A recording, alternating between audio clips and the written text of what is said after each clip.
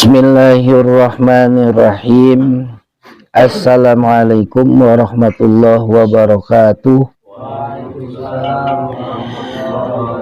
Pada malam hari ini kita akan menceritakan orang-orang yang kufur, orang-orang yang ingkar terhadap ayat-ayat Allah.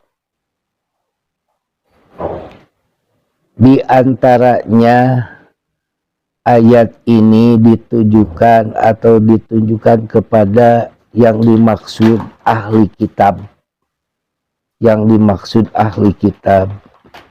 Yang mana yang dimaksud ahli kitab itu adalah orang-orang Yahudi dan orang-orang Nasrani. Allah Subhanahu wa ta'ala berfirman, ya ahlal kitabi, wahai ahli kitab, lima mengapa takfuruna kalian mengingkari bi ayatillahi kepada ayat-ayat Allah, ay al-Qur'anu tegesnya Al-Qur'an, wallahu dan Allah Subhanahu wa ta'ala syahidun yang maha menyaksikan. Yang dimaksud syahidun di sini payujajikum alaihi, Allah yang akan membalas kalian semua alama kepada perkara ta'maluna yang kamu ketahui. Di antaranya begini, kita kalau sudah mengetahui mana yang diharamkan Allah, mana yang dilarang oleh Allah, mana yang harus dijauhi oleh Allah, dan mana yang harus kita kerjakan, mana yang harus kita taati, itu otomatis kita harus melaksanakannya. Apabila kita mengingkarinya, ada sesuatu, misalkan di dalam Al-Quran dikatakan satu ayat aja kita ingkari, sama saja dengan kita mengingkari seluruh Al-Quran, seluruh ayat. Satu ayat kita mengingkarinya, contoh kita diperintahkan sholat, kita mengingkari sholat, kita meninggalkan sholat, sedangkan sholat itu adalah pokoknya agama, induknya agama, dan pembuka segala kebaikan. Kemudian kekufuran atau keingkaran itu ada yang sudah mutlak ingkarnya atau kufurnya, ada juga orang yang beriman menutupi kebenaran. Orang yang beriman menutupi kebenaran itu juga sama hukumnya kufur. Sama. Orang yang sudah mengetahui itu lebih bahaya daripada orang yang belum mengetahui. Orang yang sudah tahu itu lebih bahaya daripada orang yang belum tahu. Maka misalkan seperti begini, kita tahu di dalam keterangan Rasulullah Sallallahu Alaihi Wasallam bersabda, ar-ra'si wal murtasi syarikani finnar. Orang yang menyuap dan yang menerima suap itu adalah sama-sama masuk neraka. Sama-sama masuk neraka. Jangan ada dalih lagi. Jangan ada istilahnya dibikin lagi, bikin patwa lagi. Ini mah bukan nyogok, kan? Kebaikan tapi ada keinginan, sama itu juga. Nah, sedangkan urusan pekerjaan itu bagaimana kepada niatnya, kan? Baru mau nyalon, baru baik. Nggak ada keinginan mah nggak baik, biasa-biasa saja. Nah itu sama aja. Ada yang menyogok itu dengan kepura-puraan. Dengan kepura-puraan pekerjaan. Yang tadinya nggak pernah turun ke sawah, turun ke sawah. Nggak pernah turun ke solokan, turun ke solokan. Makanya itu kepura-puraan, gitu kan. Setelah jadi malah ada, gitu kan, malah ada. Itu diantaranya. Nah, itu sama, itu juga mengkhianati aturan Allah, kufur mengingkari perintah Allah Subhanahu wa Ta'ala. Makanya yang lebih dulu ditanamkan itu adalah keimanan. Kalau memang orang itu benar-benar iman kepada Allah dan iman kepada hari akhir, artinya dia sangat mengimani bahwa kita nanti akan dibalas oleh Allah Subhanahu wa Ta'ala dari kebaikan ataupun kejahatan, kita akan menanggung akibatnya. Nah, kalau orang yang beriman insya Allah akan takut. Insya Allah akan takut. Bukan. Makanya kalau di dalam hati kita tidak takut dengan peringatan Allah, tidak takut dengan musibah, tidak takut dengan itu, hati-hati. Takutnya kita bukan termasuk orang yang beriman, bukan. Kita bukan takut dikarenakan musibahnya, tapi yang kita takutkan pada saat kita kena musibah, kita di dalam keadaan kufur. Itu yang kita takutkan. Karena musibah ini dua nih, musibah ini. Satu musibah itu kalau kena kepada orang yang beriman nih, kena kepada orang yang beriman itu seperti yang tertimbun tanah kemudian wafat, seperti yang tertimpa reruntuhan bangunan kemudian wafat, itu kasih sayang Allah. Karena orang yang tertimpa bangunan itu mati syahid bagi orang yang beriman, ya kan? Tapi kalau kena bagi orang yang ingkar, nah, orang yang berdosa, nah, dengarkan, itu bisa jadi mu'adzibuha, Allah menyiksa mereka fil hayati dunya wa fil akhirah. Dua, di dunia dan di akhirat. Ya kan? Bisa jadi mereka itu kena siksa dunia dan kena siksa akhirat. Bagaimana bagi orang-orang fasik? Yang fasik itu iman ada, sholat ada, melaksanakan perintah Allah, tapi dosa juga dikerjakan. Nah, itu fasik namanya. Nah, mungkin juga itu sebagai kafarat bagi dosa-dosanya. Begitu. Nah, kalau balik lagi, kalau orang yang beriman itu suatu kebahagiaan.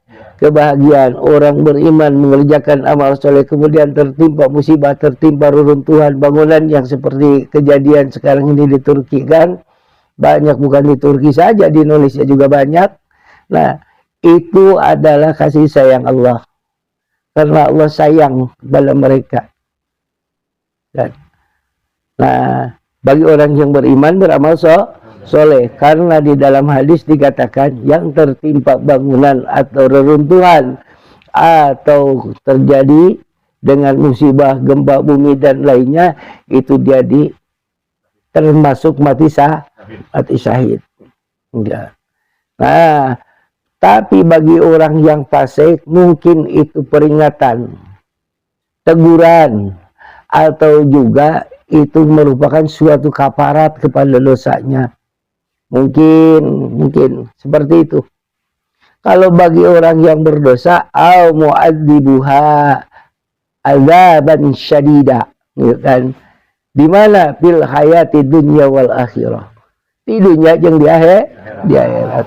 Tuh.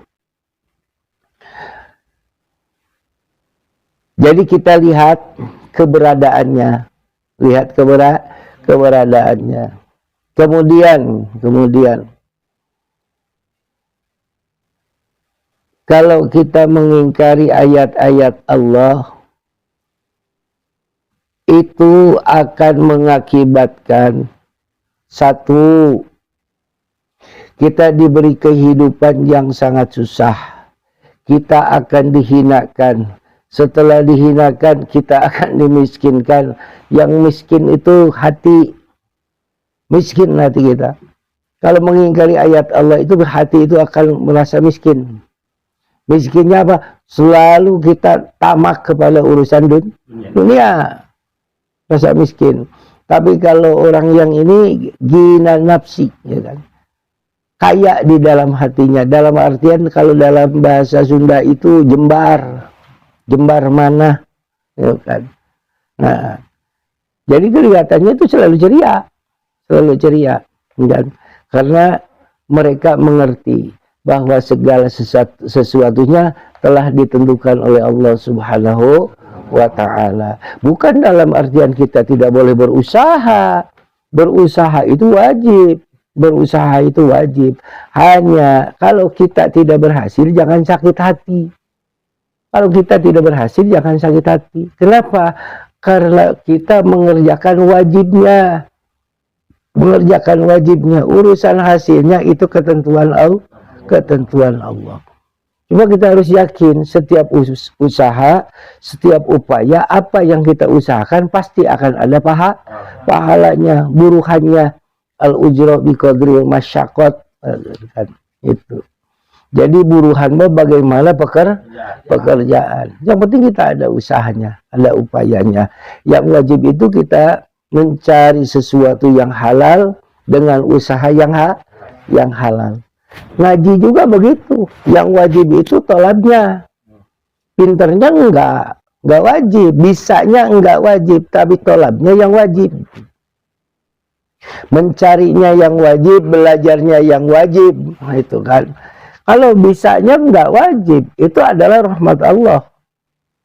Misalkan ngaji 1 bulan, 2 bulan sudah bisa, itu rahmat Allah.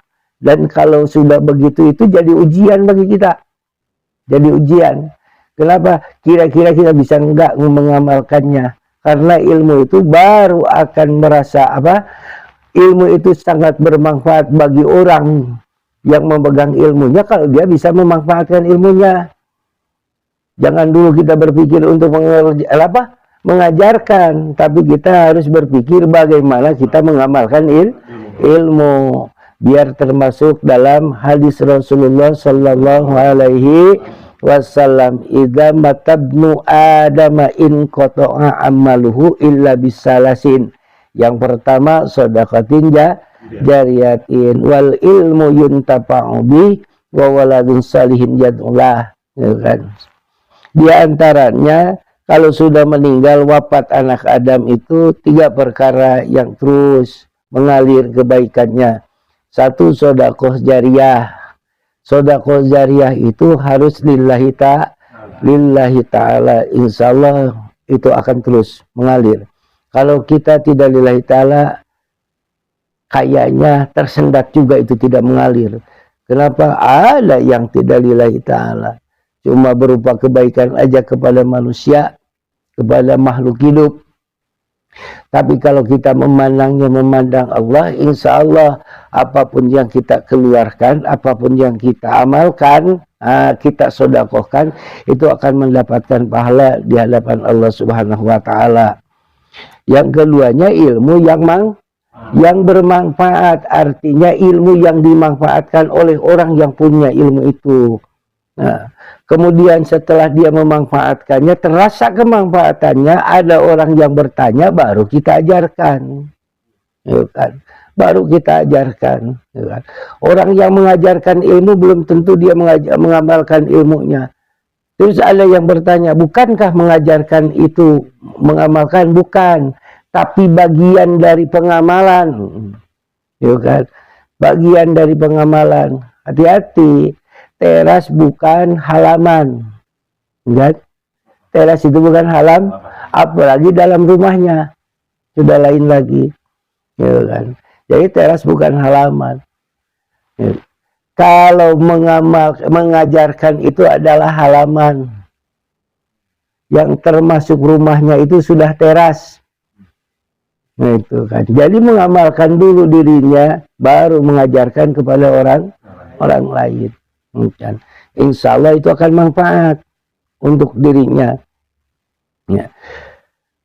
Kemudian punya anak yang soleh, ya bisanya jadi soleh itu 1, itu ketentuan Allah. Bagaimanapun kita alimnya, bagaimanapun kita tegasnya mengajarkan, mengarahkan anak agar menjadi anak yang soleh, kalau Allah mentakdirkan bahwa anak itu salah, itu jangan salahkan orang tuanya. Kalau segala sesuatu disalahkan orang tuanya, tuh kan, salah. Kalau orang tuanya sudah ngasih tahu, ngajarin, yang salah itu orang tua yang membiarkan. Kalau orang tuanya membiarkan, salah. Meskipun anaknya soleh, tetap orang tuanya salah. Anaknya jadi soleh, tapi orang tuanya nggak pernah mengajarkan. Tetap aja dia akan jadi rugi bagi kedua orang tuanya. Rugi. Karena kesolehan anaknya itu bukan karena perintah atau didikan orang tuanya. Itu kan. Itu dikasih sarung. Itu kan, bapak ngasih sarung kepada saya bukan untuk sholat, tapi untuk selimut. Kan? Dikasih jaket. Bapak ngasih jaket kepada saya bukan untuk pergi ngaji, tapi takut kedinginan, ya kan? Itu salah. Jadi harus diarahkan kepada arah jalan Allah Subhanahu wa Ta'ala, gitu kan? Itu diantaranya ya. Jadi hati-hati. Kita juga bisa mungkin mengingkari, ya kan? Hati-hati dengan mengingkari ayat Allah itu. Kita akan mendapatkan kemurkaan dari Allah Subhanahu wa Ta'ala, ya kan? Makanya banyak, nah, seperti ya sekarang banyak yang diselewengkan. Contoh mana masalah nikah, ya kan? Ada lagi masalah waris. Sekarang masalah waris ya bagaimana, ya udahlah sama-sama anak bagi rata saja, kan itu tidak sesuai dengan aturan. Padahal kalau orang muslim dan orang beriman, insya Allah laksanakan dulu sesuai dengan aturan. Masalah apa itu istilahnya di dalam hati itu, kebijakan itu belakangan. Laksanakan dulu perintah Allah, baru nanti setelah kita terima masing-masing. Nah, adapun kita rasa kasih sayang dan perhatian kepada saudara, silakan mau gimana juga. Tapi dalam pembagian tetap harus melaksanakan perintah Allah. Jangan kita bikin acara sendiri gitu kan. Itu aja lah yang saya sampaikan malam ini ya. Hati-hati jangan sampai kita mengingkari ayat-ayat Allah. Mana ayat Allah itu? Ayat Al-Qur'anu, tegasnya Al-Qur'an, dan Allah itu yang maha menyaksikan apa yang kita kerjakan dan maha menyaksikan apa yang kita ketahui. Wallahu syahidun ala ma ta'malun. Apa yang kita kerjakan Allah maha mengetahui, apa yang kita ketahui juga Allah maha mengetahui. Yang dimaksud syahidun di sini fayujajikum, pasti Allah akan memberikan balasan kepada kita semua. Wallahu a'lam bimuradi. Shadaqallahul azim. Wallahu